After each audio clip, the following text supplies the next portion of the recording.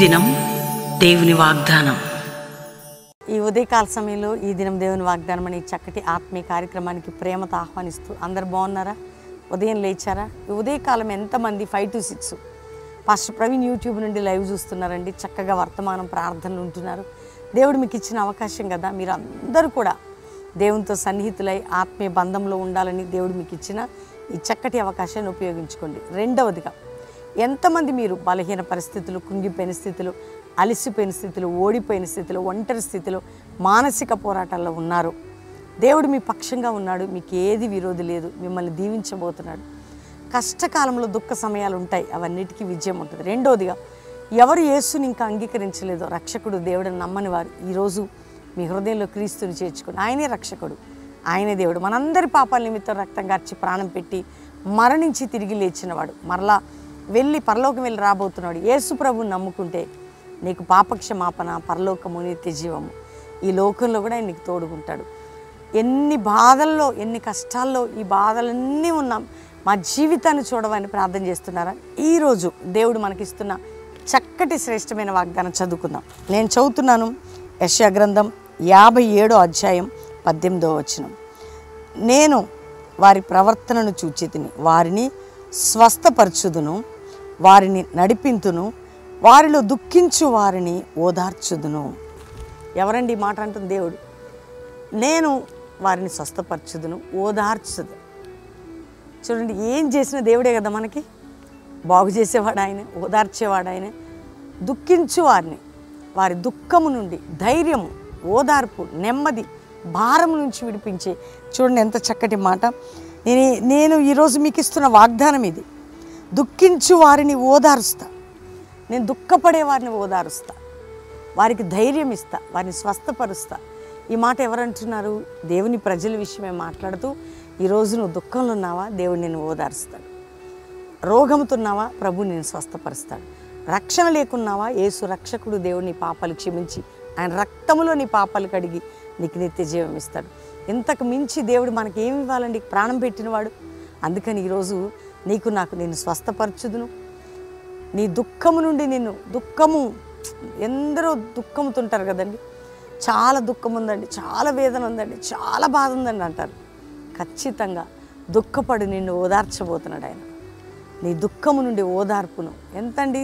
మనం అసలు కొన్నిసార్లు అనిపిస్తుంది, ఈ మనుషులు ఎవరు వచ్చి ధైర్యపరిచినా సరిపోదు కదా. అవునా కాదా? చెప్పండి మీరే. ఎవరు ఎన్ని చెప్పినా సరిపోదు, కానీ దేవుడు ఓదారుస్తాడు.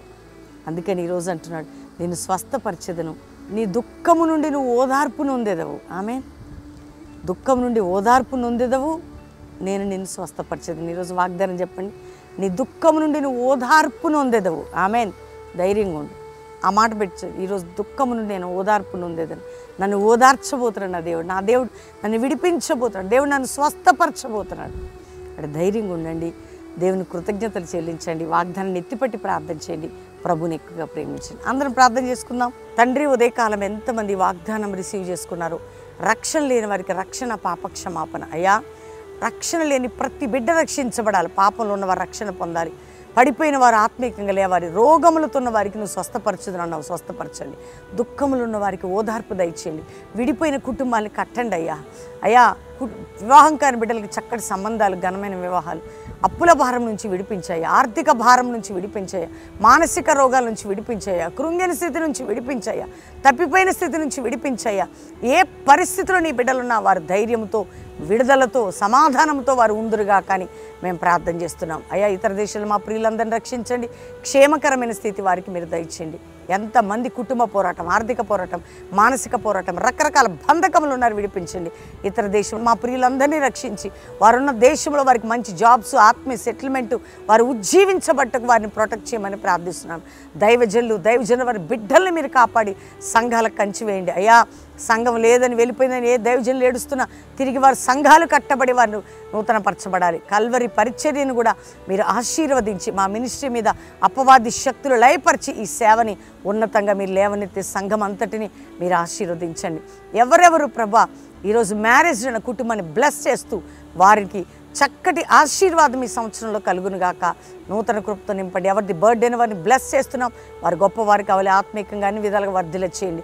అంతేకాక యవనులను కాపాడండి. యవనస్తులు పాపంలో శాపంలో పడకుండా వారి చదువుల్లో ఎగ్జామ్స్లో వారికి ఉన్న యూనివర్సిటీ ఎక్కడున్నా నీ ప్రొటెక్షన్, చిన్నపిల్లలు స్కూల్కి వెళ్తుండగా వస్తుండగా చదువుతుండగా వారి నీ భద్రత, నీ జ్ఞానము వారికి నీకును తల్లిదండ్రులకి లోబడే వారిగా చేయండి. ప్రతి ఒక్కరిని మీరు విడిపించి జాషువా జనరేషన్ లేవాలి, అపోస్తుల సేవ బాగా జరగాలి, అది విధంగా లేపండి అయ్యా. 50 దినాలు రాబోతున్నాయి మా మధ్యలో, అవి కూడా నాయన ఆగస్టు 29 నుంచి బహుబలంగా మీరు జరిగించండి.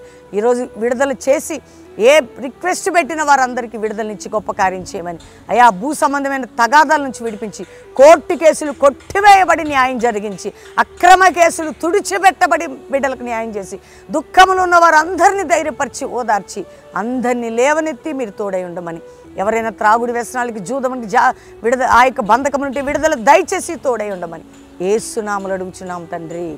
Amen, amen, amen. ఈ వాగ్దానం అందరూ లైక్ చేయండి, షేర్ చేయండి, మంచి కామెంట్స్ పెట్టండి. వాగ్దానం ఎంతమంది వింటున్నారండి? రోజు మీరు అందరూ షేర్ చేస్తున్నారా? పాస్టర్ ప్రవీణ్ యూట్యూబ్ నుండి షేర్ చేయండి. దేవుని మాటలు ఇతరులకు పంపండి, మీరు కూడా వినండి, ప్రార్థించండి. రెండవదిగా ఎవరు బెల్లంపల్లికి రావాలన్నా మరి రేపు 9, 10, 11 3 దినాలు మీటింగ్స్ ఎక్కడి నుండి వచ్చినా మంచి ఆత్మ సంబంధమైన వర్తమానం, శక్తి కలిగిన ఆరాధన, జీవితాలను మార్చే ప్రార్థనా శక్తి 3 దినములు 9 సాయంత్రం 10 ఉదయం సాయంత్రం 11 బ్యాప్టిజ కార్యక్రమాలు ఉంటాయి. సాటర్డే నైట్, సండే ప్రభు వల్ల మంచి వర్తమానాలు ఉంటాయి. రెండవదిగా హైదరాబాద్, సికింద్రాబాద్ చుట్టుపక్కల ప్రాంతాల వారు కల్వరి ప్రామిస్ ల్యాండ్లో 3 ఆరాధనలు 7 నుంచి 9, 10 నుంచి 12 సాయంత్రం 5:30 నుంచి 8:30 దేవుడు బహుబలంగా జరిగించబోతున్నాడు. ముఖ్యంగా మనందరం కూడా దేవుని కొరకు సిద్ధపడదాం. ఆగస్టు 29 మీ అందరికీ చెప్తున్నాను, 50 దినాల ప్రారంభ సభ, శక్తి కలిగినటువంటి 12వ సంవత్సరం బహుబలంగా మనం ముందుకు సాగబోతున్నాం. దేవుడు మనల్ని లేవనెత్తబోతున్నాం. కాబట్టి ధైర్యంగా మీరందరూ కూడా పాలు పొందుటకు ఆగస్టు 29 ఉదయం 7 గంటలకి బెల్లంపల్లిలో 50 దినాల ప్రారంభ సభ, 11 సంవత్సరాలు లక్షలాది ప్రజలు చేసిన కన్నీటి ఉపవాస ప్రార్థన ఫలం ఈ సంవత్సరం 12 సంవత్సరాలు కూడా శక్తివంతంగా చూడబోతున్నాం. దేవుడు మిమ్మల్ని దీవించును గాక. Praise the lord.